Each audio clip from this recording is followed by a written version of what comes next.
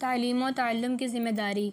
حضرت عبد الرحمن بن یزید رضی اللہ عنہ روایت کرتے ہیں کہ جناب رسالت مآب صلی اللہ علیہ وسلم نے ایک بار جمعۃ المبارک کے خطبہ کے دوران ارشاد فرمایا کہ ان لوگوں کا کیا حال ہوگا جو خود تو علم رکھتے ہیں مگر اپنے گرد و پیش کے لوگوں کو تعلیم نہیں دیتے، اور خود تو دین کی سمجھ رکھتے ہیں مگر گرد و پیش کے افراد کو دین نہیں سمجھاتے۔ پھر فرمایا کہ ان لوگوں کا کیا حال ہوگا جو دین کا علم اور سمجھ نہیں رکھتے مگر اپنے درمیان رہنے والے اہل علم اور اہل دانش سے دین کا علم اور فہم حاصل نہیں کرتے۔ پھر فرمایا کہ یہ دونوں طبقے اپنے طرز عمل سے باز آ جائیں ورنہ میں اس دنیا میں ان کے لیے سزا مقرر کروں گا۔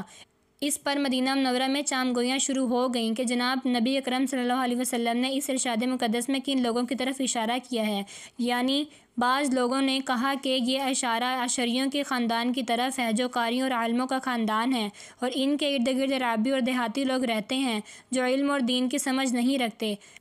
حضرت ابو موسیٰ اشعری رضی اللہ عنہ کا خاندان یمن سے آ کر مدینہ منورہ میں آباد ہو گیا تھا، اور اس خاندان کے زیادہ تر لوگ پڑھے لکھے اور علماء تھے۔ یہ بات جب عام ہوئی تو اشعریوں کا ایک وفد جناب رسول اکرم صلی اللہ علیہ وسلم کی خدمت میں حاضر ہوا اور دریافت کیا کہ کیا آپ صلی اللہ علیہ وسلم نے یہ بات ہمارے بارے میں فرمائی ہے؟ ان حضرت نے ہاں میں جواب دیا اور اپنی بات پھر دہرائی، جس پر اشعریوں نے سوال کیا کہ کیا یا رسول اللہ صلی اللہ علیہ وسلم، کیا ان لوگوں کی جہالت اور بے علمی کی سزا ہمیں ملے گی؟ آپ صلی اللہ علیہ وسلم نے فرمایا کہ ہاں۔ اس کے بعد اشعریوں نے نبی کریم صلی اللہ علیہ وسلم سے اپنی اس کوتاہی کی تلافی کے لیے 1 سال کی مہلت مانگی۔ آپ صلی اللہ علیہ وسلم نے یہ درخواست منظور کرتے ہوئے انہیں 1 سال کی مہلت دی اور ہدایت فرمائی کہ تمہیں اللہ تعالیٰ نے جو علم اور دین کی سمجھ دی ہے اس میں اپنے بھائیوں، پڑوسیوں اور ارد گرد کے لوگوں کو بھی شریک کرو،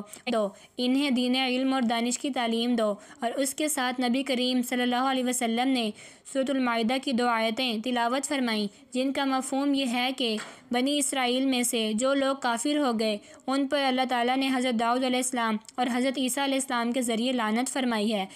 اس لیے کہ وہ نافرمان ہو گئے تھے اور حد سے گزر گئے تھے۔ وہ ایک دوسرے کو اس گناہ اور برائی سے نہیں روکتے تھے جس کا وہ ارتکاب کرتے تھے، اور یہ بہت برا عمل ہے جو وہ کرتے تھے۔